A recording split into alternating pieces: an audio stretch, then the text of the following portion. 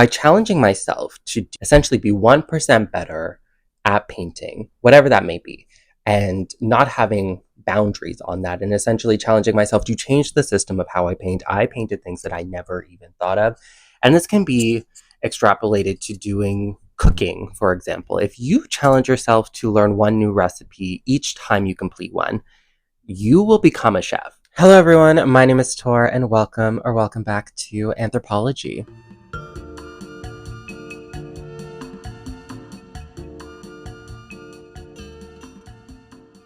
Thank you for joining me in today's video. I hope you are all doing well. I hope if this is your first time seeing my face that you enjoy this video enough to stay and click around on some others.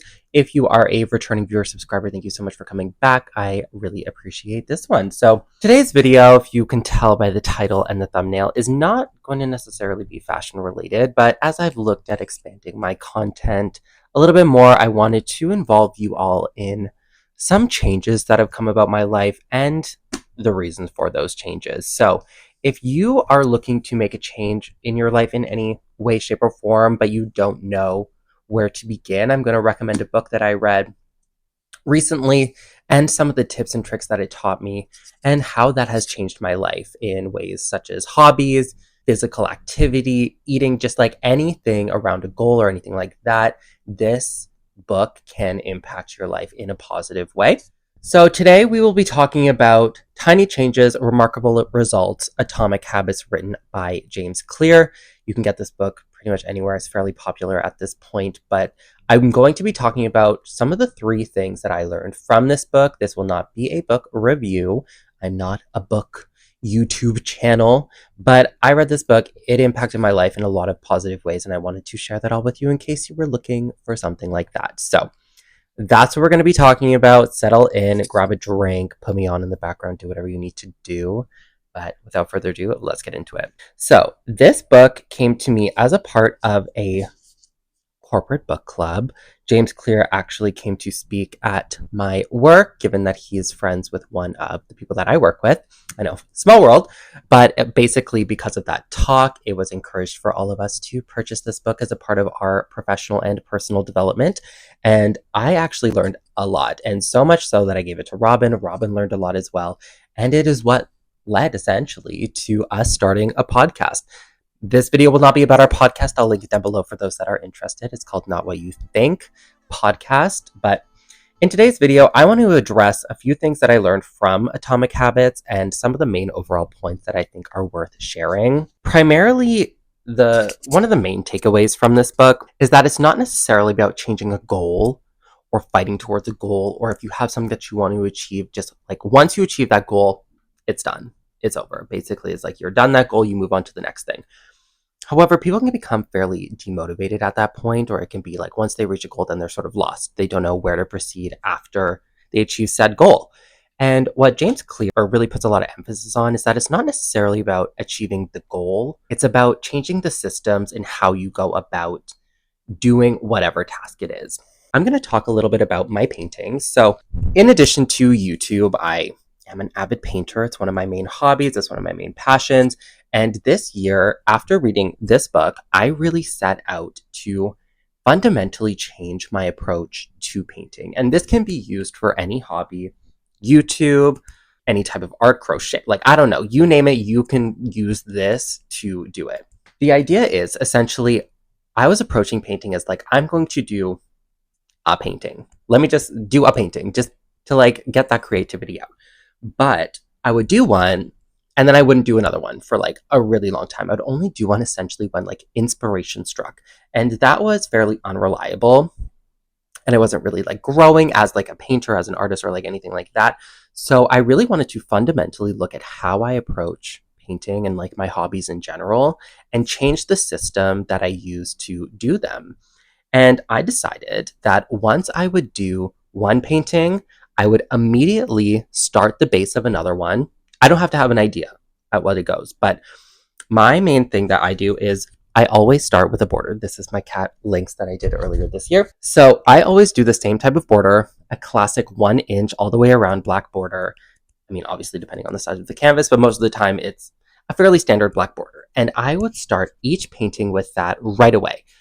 sometimes not having an idea of what that painting is going to look like, but I would immediately just open a new canvas and start one. And what James Clear really emphasizes that the hardest part is essentially starting. And my system that I had in place before was that I didn't have a system. I was just doing it ad hoc. But now that I have a system where once I finish one, I immediately start another one, it already keeps that creativity going. In addition to that, the second point that James really touches on is it's not about being 100% better right away. And I think Western society as a whole, we really put a lot of emphasis on continuous improvement, continuously doing better, like growth and development. Like you need to constantly be doing better and you need to constantly be giving 100%. James really does break down that this is highly unrealistic, and having unrealistic goals and unrealistic expectations essentially causes a lot of people to become disenfranchised, to become really overwhelmed, to just give up essentially because the task is too big. And what James really emphasizes is that it's essentially just about being 1% better either each day or each time you do a task in order to have that task multiply by 1% each time. And before you know it, you'll have really grown at whatever hobby you're doing. As you can see, I started out doing just portrait type paintings. But each time I did one, I wanted to challenge myself to do something that I had never done before. Doing a cat, but I wasn't big into insects. So each painting I did, I wanted to add an element to it that was outside of my realm of comfort. In this case, it was a ladybug. So as you can see here, I added a little ladybug. I'll do some up-close paintings. You know, the painting example won't be relevant for everybody, but you can use it to better understand just a general hobby or whatever, something that you want to achieve. So I started with this one. Then obviously I couldn't leave out my baby PB. So I decided to do another insect, this time a dragonfly, something that I hadn't done before. And I really played around with the colors. I really wanted to make sure that it looked like him. If it's my pet, it needs to look like my pet. It can't look like some other thing. So I challenged myself to get 1% better each time I do a painting. And what that meant for me was doing something that I had never done before. Now, once I had done the cats, because I did a lot of cats, like the cats were my muse, they still are my muse, but I wanted to do something different. So from there, I wanted to approach birds. So what did I do? I did my same formula, black border, front facing portrait, but I wanted to do a quail. I wanted to play around with the background, a peach leaves, some roly-poly bugs. And I wanted to do something different, but also familiar, if that makes sense. So I started with this one. I really didn't play around with a lot of color before. I would do black and white or just like single copies of things. I would trace a lot of my paintings before I actually painted them. But I wanted to challenge myself to actually draw and learn how to sketch and really practice that skill. So I drew all of this by hand until I painted it. From there, I painted this one. Now keep in mind, my goal for this year was to paint 10 paintings. I hadn't painted 10 paintings over like 5 years, let alone within the span of 1 year. So I decided to paint a kiwi bird with a beautiful shell, some ferns, and then I wanted to add a crab detail. I had never done anything like this, and most of my stuff was fairly realistic, I would say, but I wanted to play into the fantasy, into the creativity, because art that you create really has no bounds. You can really do whatever you want with it. So this was my next painting where I challenged myself to do more things that I had never done. From there, I wanted to do something for my partner. This is the Palestine sunbird with a nice olive in the background, a little olive pick with the flag of Palestine and some olive branches. And this one I was really playing around with proportionality, a small toothpick essentially with a giant olive, a bird, some leaves. I wanted to play around with color, play around with darkness and color and all of that. So that's what really I challenged myself with this one. It all really came to a head with this party pigeon.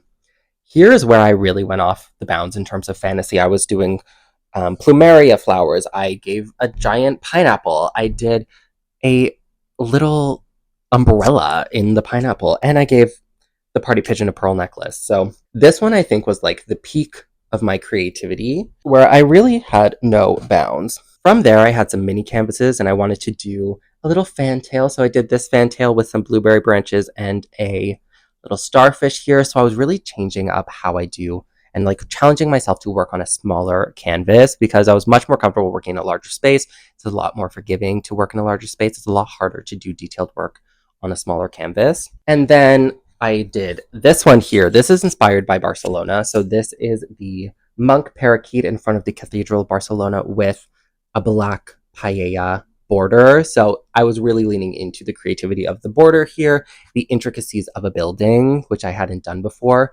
So challenging myself to do 1% better each time led me from essentially from this one to this one. As you can see, the detail from this one here compared to this one here are very, very different. And this was over the span of, I would say, like 3 months. My painting grew from this to this.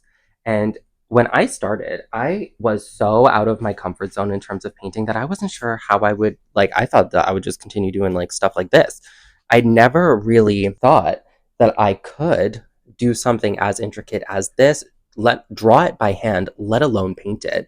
So I really think that the tips and tricks that come from James Clear in relation to the 1% rule can really open your eyes up to do a variety of different things and really learn and grow by challenging myself to do essentially be 1% better at painting, whatever that may be, and not having boundaries on that, and essentially challenging myself to change the system of how I paint. I painted things that I never even thought of. And this can be extrapolated to doing cooking, for example. If you challenge yourself to learn one new recipe each time you complete one, you will become a chef, like straight up. If you challenge yourself in yoga, even to do 1% longer each time you do it, you will go from doing a 15-minute class to a 60-minute class in the span. I don't know, my math is bad, but you get the idea. And also, it can be related to, if we're going to talk about yoga, if we're going to talk about fitness, even doing a 5-minute breath work is better than doing nothing at all. And this really leans into the 1%, I guess, methodology, because something is better than nothing. And by just doing something, no matter how big or small it is, you are still getting better and it is still good for you, if that makes sense. Now, the third part that I learned is that he also talks about how this can be used to curb bad habits. Bad habits could be things like smoking, eating bad, drinking a lot of alcohol, overspending, shopping, overconsumption. So you can make things a lot better for you in terms of increasing your good habits, but also decreasing your bad habits. And you can use the same methodology by changing your systems of how you approach things. For example, shopping. When I was looking to change my shopping habits, I needed to really rework the system that I used around shopping. I would browse a lot of websites. I would constantly find things that piqued my interest and that I would think about and then essentially end up purchasing. My system that I had to change was not exposing myself to that stimuli, not exposing myself to that temptation. And by not exposing myself to the temptation, by not shopping, essentially, literally, who would have thought the best way to stop spending on clothing, on items, is to not go shopping for them? But I think shopping has become such like a pastime for a lot of people, a hobby in some cases, if you will. So I think it's really hard to get out of that framework, out of that thinking. But the best way that I went about it is if, okay, I'm trying to curb myself from not buying. The best example I can think of right now is the Coach New Empire bag in like the 26 size in the maple color. I love that bag, but I purposefully will not go into the store because I don't want to buy it.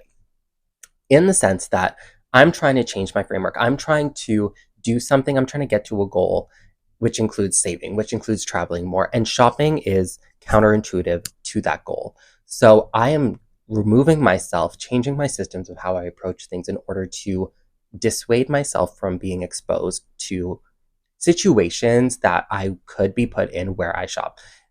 Nobody's perfect. I still go to the stores. I still like to browse. I still film shopping vlogs. I still want all these things, but it matters how you approach them at the end of the day. So I hope that this video helped you in some way. I know it's not super relevant given that my main example was painting and not everyone's a painter, but you can use your creativity to really expand this to other things. So that's my video. Highly recommend the book. I'll leave some links down below if you want to purchase it, whether in Canada, America, wherever it may be. So yeah, thank you all for watching. I'll see you all next time. Bye guys.